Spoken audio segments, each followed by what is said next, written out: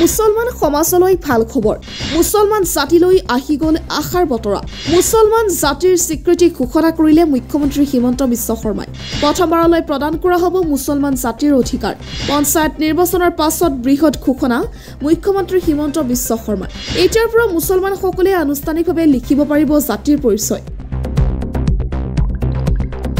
সলনি হৈছে ৰাজ্যৰ মুছলমান সমাজ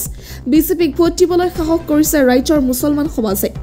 এতিয়াৰ পৰা মুছলমানসকলে আনুষ্ঠানিকভাৱে লিখিব পাৰিব জাতিৰ পৰিচয় ছয়ত জলহাৰ পৰিচয় লিখিব পাৰিব মুছলমানসকলে মুছলমানলৈ জাতিৰ অন্তৰ্গত স্বীকৃতি ঘোষণা মুখ্যমন্ত্ৰী হিমন্ত বিশ্ব শৰ্মাৰ প্ৰথমবাৰলৈ প্ৰদান কৰা হ'ব মুছলমান জাতিৰ অধিকাৰ সলনি হৈছে ৰাজ্যৰ মুছলমান সমাজ বিজেপিক ভোট দিবলৈ সাহস কৰিছে ৰাজ্যৰ মুছলমানসকলে এতিয়াৰ পৰা মুছলমানসকলে আনুষ্ঠানিকভাৱে লিখিব পাৰিব জাতিৰ পৰিচয় ছয়ত জলহাৰ পৰিচয় লিখিব পাৰিব মুছলমানসকলে মুছলমানসকলৰ বাবে বৃহৎ ঘোষণা ৰাজ্যৰ মুখ্যমন্ত্ৰী হিমন্ত বিশ্ব শৰ্মাৰ মুছলমানলৈ জাতিৰ স্বীকৃতি ঘোষণা মুখ্যমন্ত্ৰী হিমন্ত বিশ্ব শৰ্মাৰ পঞ্চায়ত নিৰ্বাচনৰ পাছতে বৃহৎ ঘোষণা কৰিলে মুখ্যমন্ত্ৰী হিমন্ত বিশ্ব শৰ্মাই প্ৰথমবাৰলৈ প্ৰদান কৰা হ'ব মুছলমান জাতিৰ অধিকাৰ সংবাদ মেলযোগে এই ঘোষণা কৰিলে মুখ্যমন্ত্ৰী হিমন্ত বিশ্ব শৰ্মাই সংখ্যালঘু মহিলা বিজেপিৰ লগত খুব দ্ৰুত গতিত গোট খাইছে তেওঁলোকে জানে যে অৰুণোদয় বিজেপিয়ে যদি বিজেপি চৰকাৰ নাহে অৰুণোদয় নাথাকিব আজি তালাকৰ আইন কোনে আনিলে নৰেন্দ্ৰ মোদী আনিলে যদি মোদী ডাঙৰীয়া নাহে আকৌ তালাক আহি যাব এতিয়া মোদী ডাঙৰীয়া ইউনিফৰ্ম চিভিল কোডৰ কথা কৈছে তাৰমানে এজন মহিলাই কেতিয়াও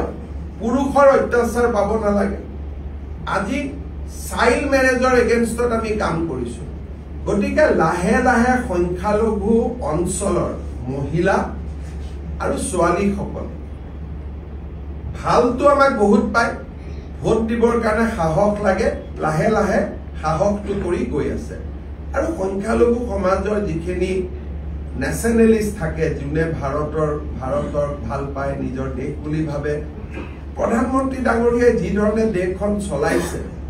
অলপ দেৰি লাগে আকাশত মেঘটোতো স্থায়ী নহয় গতিকে লাহে লাহে যিবিলাক কথা ওলাই আছিলে বিজেপি আহিলে মছজিদ নোহোৱা কৰি দিব বিজেপি আহিলে নামাজ পঢ়িব নোৱাৰিব এই কথাবিলাক 15 বছৰৰ পিছত মানুহে বুজি পাইছে যে এইবিলাক আমাক ভয় খুৱাবৰ কাৰণে কৈছে আচলতে নহয় শিৱসাগৰ যোৰহাটত আমাক সংখ্যালঘু ৰাইজে ভোট দিছে এবাৰ কাষ্ট সেন্সাস আহি আছে প্ৰথমবাৰৰ বাবে জলহা হক ছয়দ হক দেশী হক সকলোৱে নিজৰ কাষ্ট লিখিব পাৰিব গতিকে বহুত বিলাক ডেভেলপমেন্ট হৈ আছে যাৰ কাৰণে মই ভাবো যে সংখ্যালঘু অঞ্চলৰ বেলটত বিজেপিৰ সংখ্যাটো লাহে লাহে বাঢ়ি গৈ আছে আৰু লাহে লাহে আৰু মেচিউৰ হ'ব বিধানসভাটো সংখ্যালঘু মহিলাই কোনেও কংগ্ৰেছত ভোট নিদিয়ে কাৰণ তেওঁলোকে অৰুণোদয় পাই আছে তেওঁলোকে গেছ কম দামত পাব তেওঁলোকে 10,000 টকা পাব গতিকে তেওঁলোকে জানে এই যে কংগ্ৰেছ আহিলেতো একো নহব